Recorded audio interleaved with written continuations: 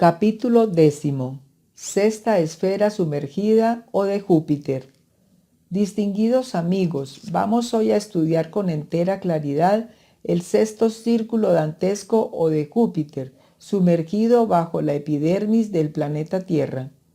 Incuestionablemente, esta región infradimensional es aún mucho más densa que las 5 anteriores, debido a su constitución atómica.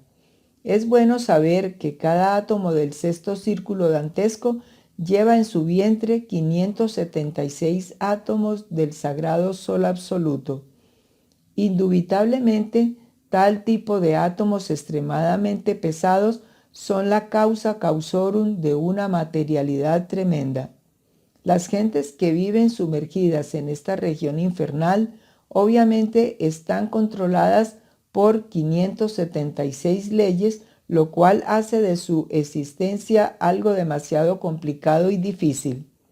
El tiempo se vuelve espantosamente lento en esta región. Cada minuto parece siglos y por ende la vida se hace tediosa e insoportable. Si analizamos cuidadosamente la vibración jupiteriana en su aspecto trascendental planetario, descubrimos esa fuerza misteriosa que da el cetro a los reyes y la mitra a los jerarcas de las diversas religiones confesionales. Es pues el planeta Júpiter en el espacio infinito extraordinariamente místico, regio y sublime. Su antítesis en la infradimensión sumergida bajo la corteza geológica de nuestro mundo resulta de hecho convertida en la morada de los ateos materialistas, enemigos del Eterno. Viven también en esa región los blasfemos, aquellos que odian todo lo que puede tener sabor a divinidad, y los herejes, esos que cultivan el dogma de la separatividad. Uno se siente lleno de dolor al contemplar cómo el Dante a tantos mitrados, escépticos y ateos metidos entre el sepulcro de sus propias pasiones, odios y limitaciones. Cuando pensamos en los grandes legisladores soberanos y señores que rigen los conglomerados sociales, obviamente descubrimos tiranos, tiranuelos, que originan complicaciones y dolores por aquí, por allá y acullá. El resultado de tan nefasto procederes se corresponde exactamente con el sexto círculo dantesco. No es pues de extrañar que en esta redicha región tenebrosa de la morada de Plutón encuentre el investigador esoterista a todos estos jerarcas que abusaron de su poder. Es claro que tales gentes sufren por ende lo indecible. Júpiter, como paternal amigo, siempre generoso, tiene su antítesis nefasta en esos pésimos padres de familia que, teniendo bienes a montones, niegan pan, abrigo y refugio a sus hijos. Indubitablemente es en la nefasta región sexta abismal donde esas sombras pecadoras después de la muerte encuentran su morada. Se conmueve la conciencia del investigador al contemplar en la tenebrosa región jupiteriana sumergida a tan crueles padres de familia. Empero, lo más curioso es que siempre ellos, aquí en el mundo bajo la luz del sol, se creyeron virtuosos, justos y bondadosos, y algunos de estos hasta fueron profundamente religiosos. Hay también en esta morada siniestra jefes de familia que aspiraron a la autorrealización íntima del ser a pesar de todas sus crueldades. Sus contemporáneos los creyeron buenos, su conducta aparentemente era recta de las puertas de su casa para afuera. Es claro, aunque dentro de su morada hubiera llanto y congojas. Pietistas extraordinarios con fingidas mansedumbres y poses de comediantes, vegetarianos insoportables de esos que hacen de la comida una religión de cocina, yo les diría hipócritas, fariseos, sepulcros blanqueados, para hablar con el tono del gran Kabir Jesús. Sin embargo, esos mismos no lo dirían jamás sus secuaces o aquellos que los hubiesen visto en hermosos salones de tipo pseudo-esotérico o pseudo-ocultista. No es extraño tampoco hallar en la sexta región infradimensional sumergida jefes de familia muy honrados y sinceros, pero terriblemente equivocados. Lo que debieron haber hecho, no lo hicieron, y lo que no debieron haber hecho, eso hicieron. Algunos de estos señores fueron extraordinariamente fanáticos en el mundo donde vivían, y con palos y azotes enseñaron religión a sus hijos, como si esto se pudiese aprender con latigazos. Nefastos sujetos que ensombrecieron hogares amargando la vida de sus criaturas. Júpiter, generoso como siempre, dadivoso y altruista, ha de tener su contraste bajo la epidermis de la Tierra en la infradimensión sexta sumergida. ¿Cuál sería la antítesis de la generosidad? El egoísmo, la usurería, el peculado. Eso es obvio. No es pues extraño hallar en la redicha región infrahumana aquel que acapara todos los bienes de la tierra para sí, como un San Gabriel y sus secuaces. Así pues, toda la antítesis religiosa, todo contraste jupiteriano ha de encontrarse inevitablemente en el sexto círculo infernal bajo la epidermis de la tierra. Pregunta. Querido maestro, he observado que menciona usted que el tiempo es tremendamente largo, que los minutos parecen siglos debido a la gran densidad de esta región sumergida de Júpiter. ¿Es el tiempo largo por los sufrimientos o son los sufrimientos largos por el tiempo? Respuesta. Distinguido caballero que hace la pregunta, permítaseme informarle que el tiempo solo existe desde el punto de vista meramente subjetivo, porque ciertamente no tiene una realidad objetiva. Partiendo de este principio básico, llegamos a la conclusión lógica de que el tiempo es una creación subconsciente sumergida. Incuestionablemente, el tiempo en cada zona infraconsciente, o mejor dijéramos, en aquello que existe de inhumano en cada uno de nos, ha de volverse cada vez más lento en los fondos más profundos de la materialidad. Con otras palabras, diré lo siguiente.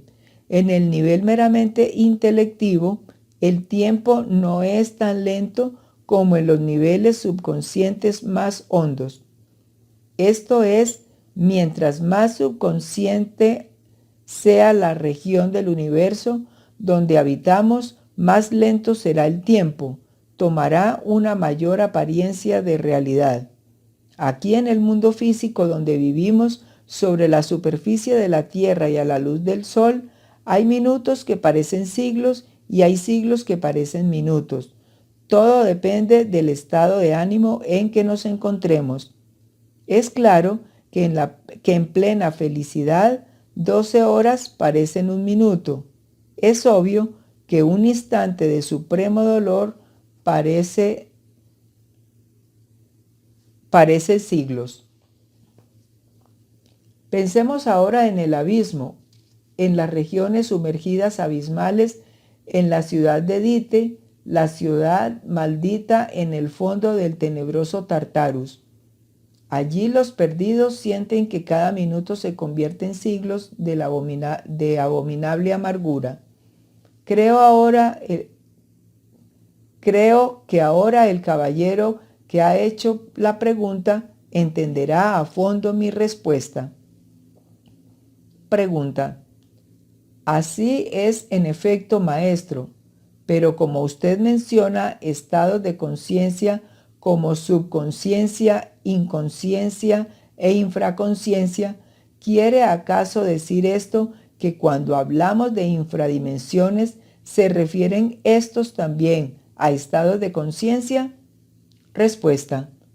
Las infradimensiones de la naturaleza y del cosmos existen no solamente en el planeta Tierra, sino también en cualquier unidad cósmica del espacio infinito: soles, lunas, planetas, galaxias, estrellas, antiestrellas, antigalaxias de antimateria, etcétera, etcétera, etcétera.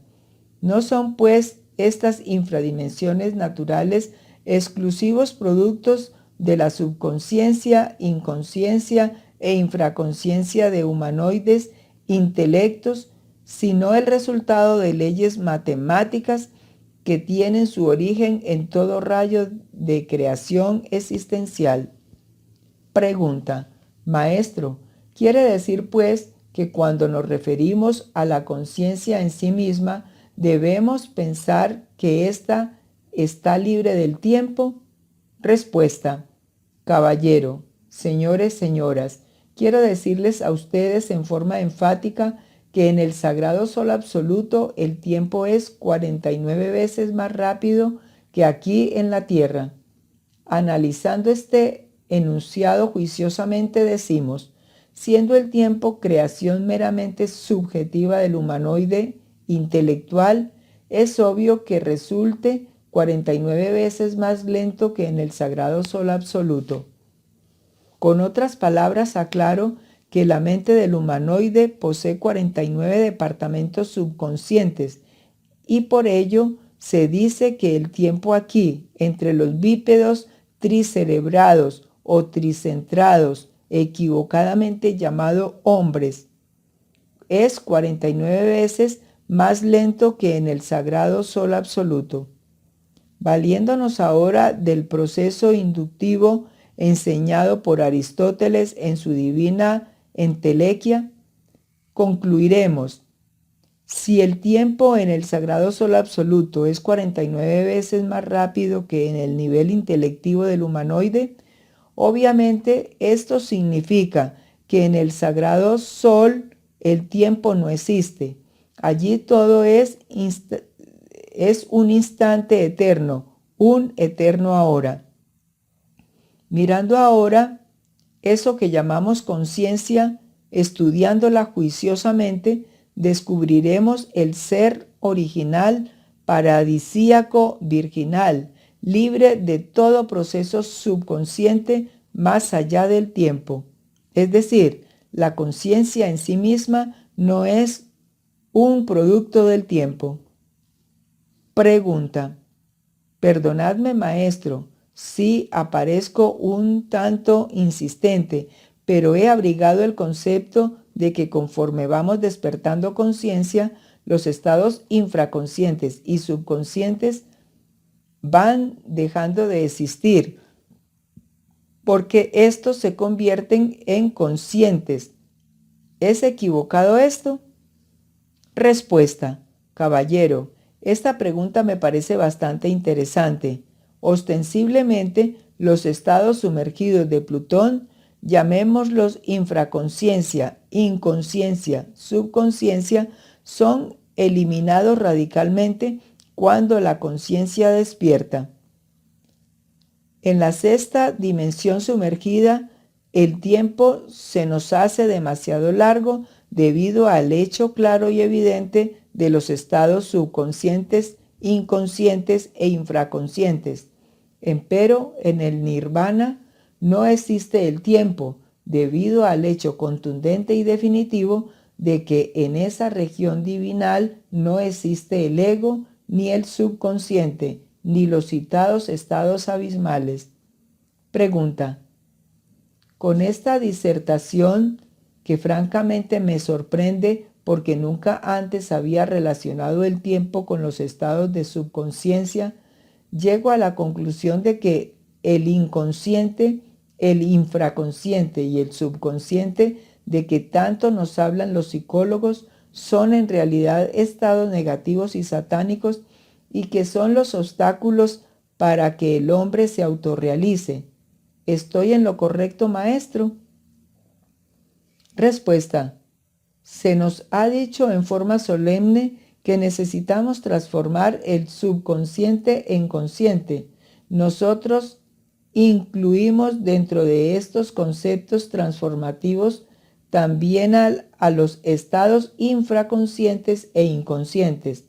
Despertar conciencia es lo radical. Solo así podremos ver el camino que ha de conducirnos hasta la liberación final. Obviamente, el concepto tiempo que tan amarga hace la vida en la sexta dimensión sumergida y en los diversos círculos dantescos del Tartarus es eliminado definitivamente cuando la conciencia despierta. Pregunta. Nos dice que la sexta región sumergida de Júpiter es la antítesis del planeta Júpiter que gira alrededor del Sol. Observo, maestro, que no se refirió usted cuando habló de los otros círculos dantescos como que eran la antítesis de los planetas con que se corresponden. ¿Quisiera aclararnos esto? Respuesta. Caballero, señores, señoras, obviamente los 9 círculos infernales son siempre el aspecto negativo antitético de las esferas de Luna, Mercurio, Venus, Sol, Marte, Júpiter, Saturno, Urano y Neptuno. Creo que ya algo he dicho en pasadas pláticas sobre este tema y que hemos pintado la relación existente entre aquellos mundos y las 9 zonas sumergidas bajo la epidermis de nuestro planeta Tierra. Buscándole un símil a todo esto, veréis que toda persona bajo la luz del sol proyecta por doquiera su propia sombra. Algo semejante hallaréis entre cada uno de estos 9 mundos del sistema solar y sus correspondientes sombras o zonas oscuras tenebrosas dentro de la entraña del planeta en que vivimos. ¿Entendido? Pregunta. Maestro, ¿podría decirnos si está habitada la zona sumergida del planeta Júpiter? Respuesta. Distinguida señora, me permito informarle e informar a todas las personas que me escuchan que en las infradimensiones naturales del reino mineral sumergido del planeta Júpiter existen demonios terriblemente perversos, criaturas involucionantes, gentes que se dirigen hacia la muerte segunda. Aclaro, no estoy hablando del cielo de Júpiter. Me limito exclusivamente a citar el reino mineral sumergido de ese planeta. Pregunta. ¿Podemos considerar que a pesar de que en los infiernos de Júpiter existen seres involucionantes terriblemente malignos, son dichos infiernos antitéticos con los infiernos del sexto círculo dantesco del planeta Tierra? Respuesta. Amigos, lo tenebroso se corresponde con lo tenebroso.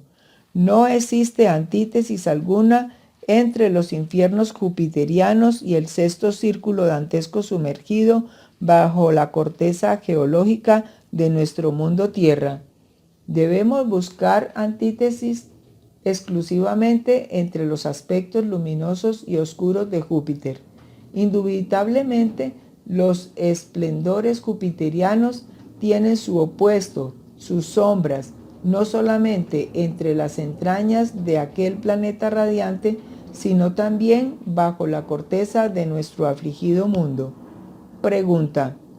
Maestro, ¿podría usted decirnos cuáles son los materiales o elementos que componen esta zona tenebrosa de la sexta dimensión sumergida de nuestro organismo planetario? Respuesta. Amigos, ya dijimos en pasadas pláticas que los habitantes de tal o cual elemento natural no perciben jamás el elemento en que viven. Los peces jamás ven el agua. Nosotros los habitantes de este mundo tridimensional de Euclides nunca percibimos el aire que respiramos, no lo vemos. Las salamandras no ven el fuego. Así también aquellos que moran entre el elemento pétreo, rocoso, jamás ven tal elemento. Únicamente perciben objetos, personas, sucesos, etcétera, etcétera, etcétera. Obviamente, la densidad pétrea de la sexta morada de Plutón resulta insoportable, terriblemente densa. Ahora nos explicaremos el motivo por el cual el Dante veía tantos condenados metidos entre sus sepulcros. No se trata de sepulcros en el sentido literal de la palabra, solo quiere decir con esto estados sepulcrales, condiciones demasiado estrechas, limitadas de la subconsciencia e infraconsciencia, etcétera, etcétera, etcétera. Son condiciones dolorosas de la vida en la sexta región abismal.